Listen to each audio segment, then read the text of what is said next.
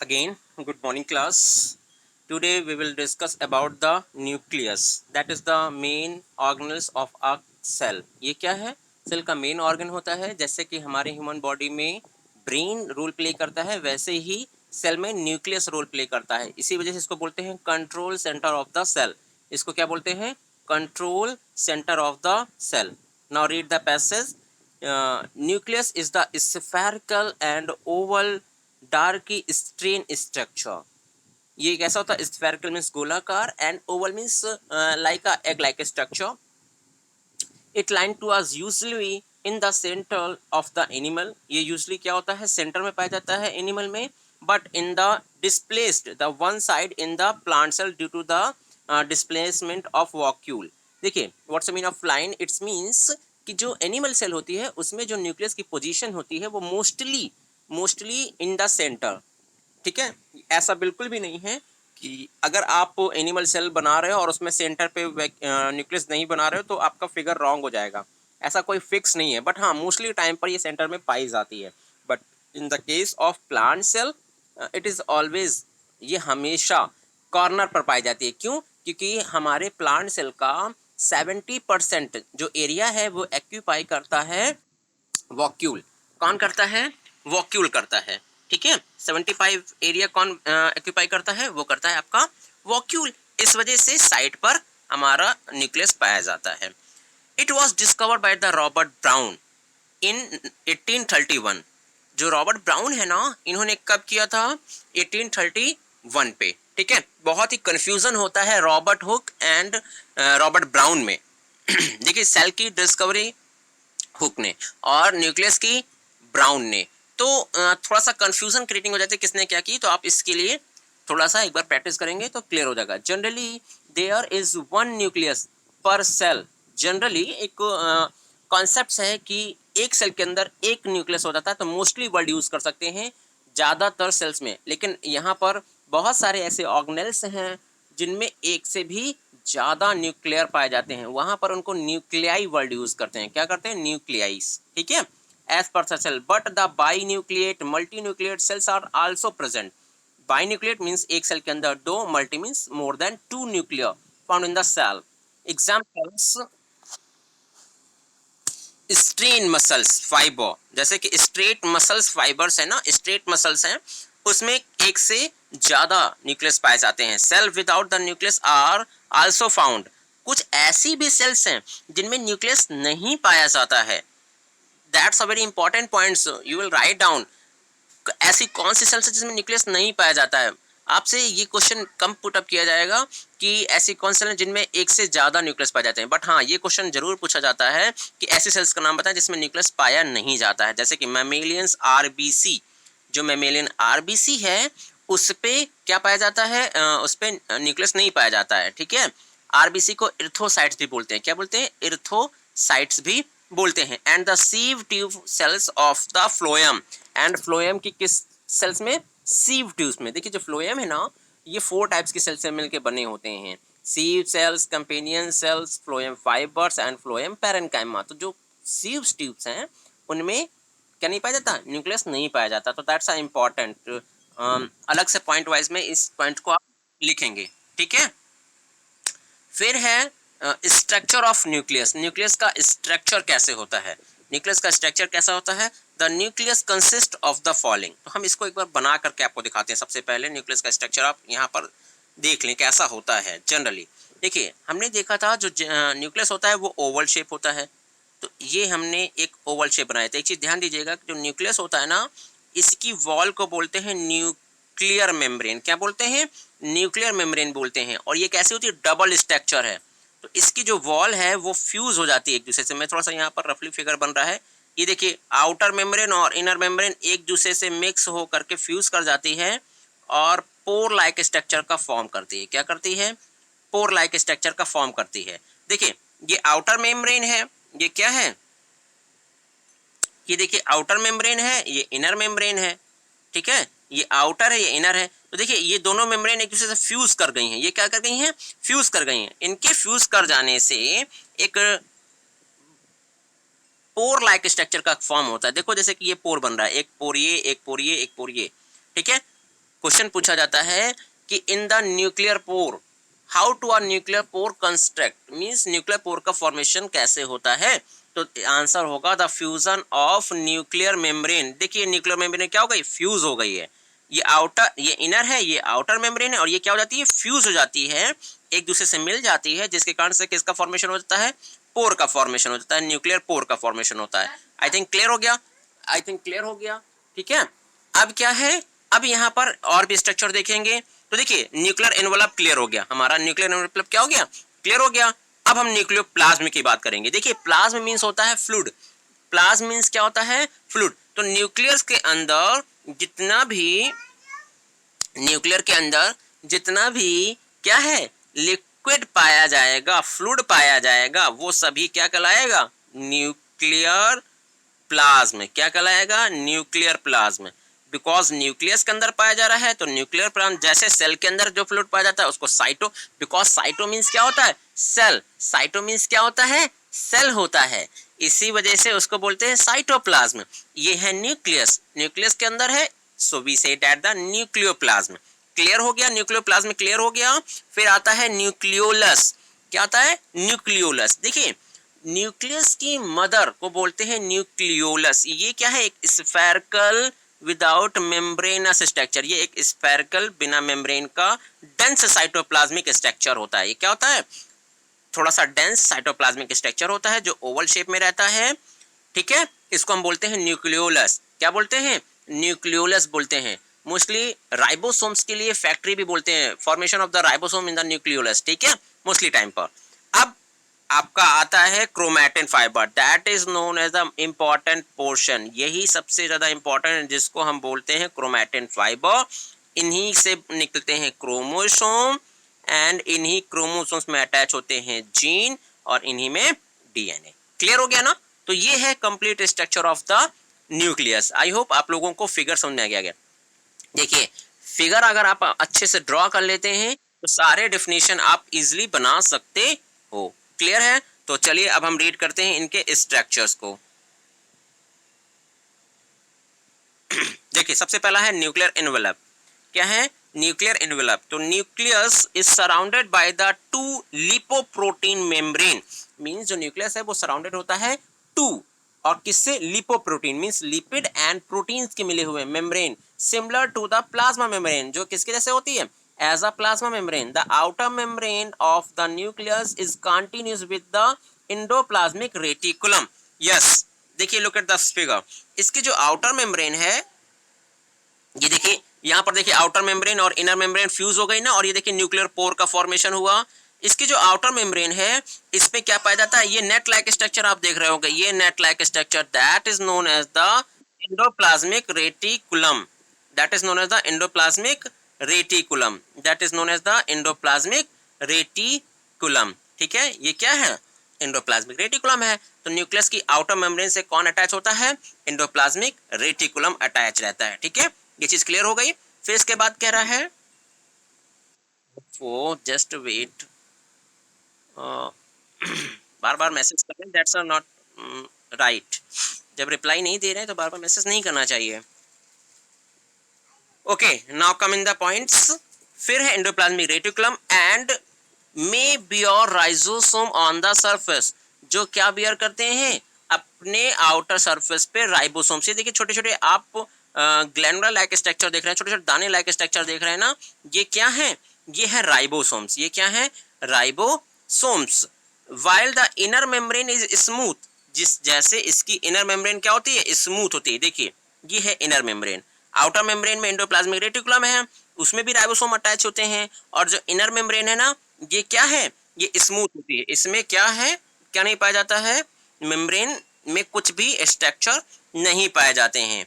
ठीक है, फिर ये कह रहा है the two nuclear membrane are separate by the space, जो दोनों न्यूक्लियर मेम्ब्रेन वो एक स्पेस से सेपरेट होते हैं, अलग होते हैं।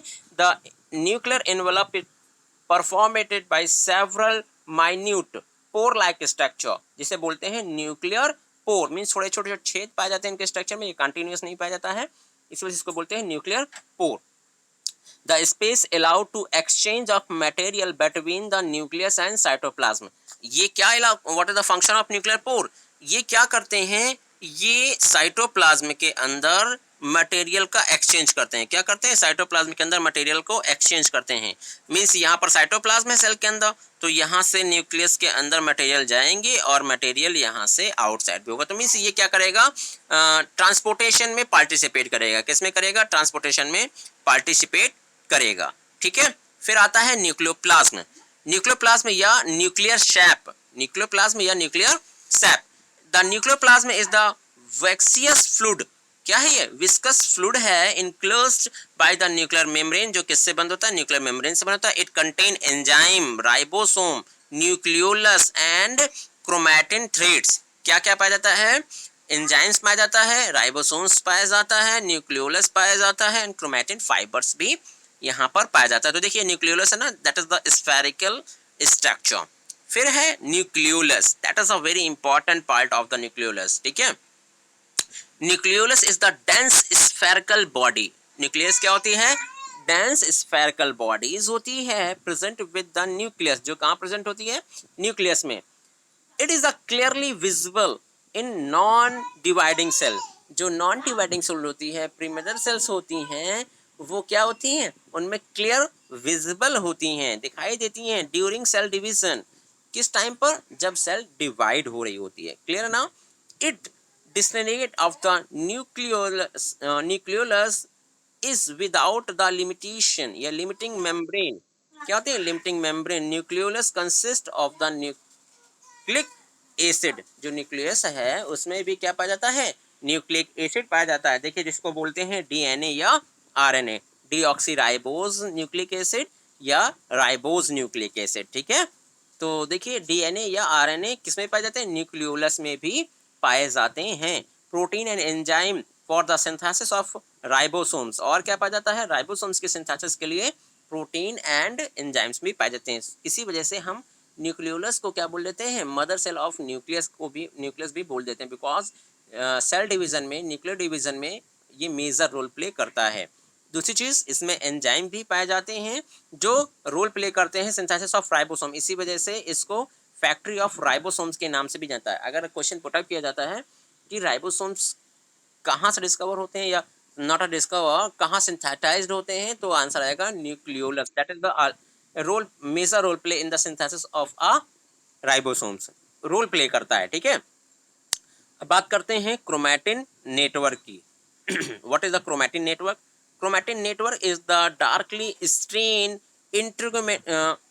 इंटरमिग्लेट मासेस ऑफ क्रोमैटिन थ्रेड्स। ये एक डेंस, बहुत ही नेट लाइक स्ट्रक्चर है। बहुत सिंपल लैंग्वेज में इसको कहेंगे, chromatin in the dense net like structure of the chromatin fibres. ये सिंपल लैंग्वेज है, आप वहां पर लिख सकते हैं कि क्रोमैटिन क्या है, एक डेंस डार्क है, dark stain net like structure. कैसा structure, net like structure of a chromatin thread. There are formed of DNA and protein. जहां पर क्या फॉर्म्ड होते हैं, DNA and protein. Chromatin network is called the chromatin reticulum. ये जो net like structure है ना, chromatin network, that is known as the chromatin reticulum. During the non dividing phase, जब सेल डिवाइड नहीं हो रही होती है, एकदम मैच्योर हो जाती है, तो chromatin thread remain the highly elongated entangled.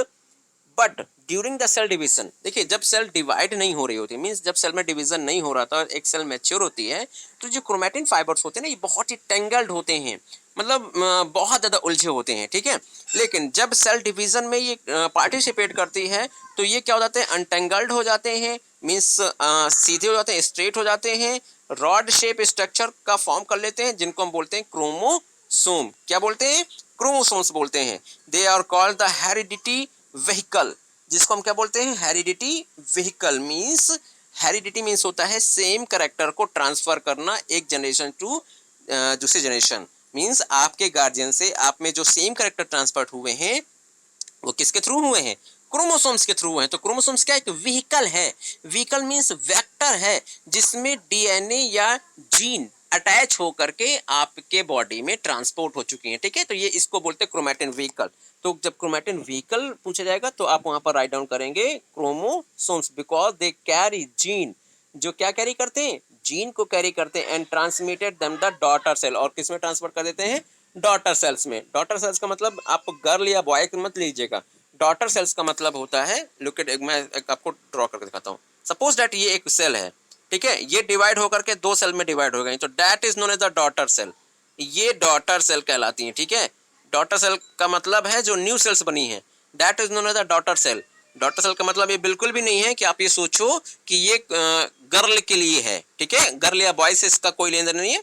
जब कोई एक न्यू सेल्स, जब कोई एक सेल डिवाइड होकर के न्यू सेल्स बनाती हैं तो उनको बोलते हैं डॉटर सेल, और ये होती है मैटरनल सेल।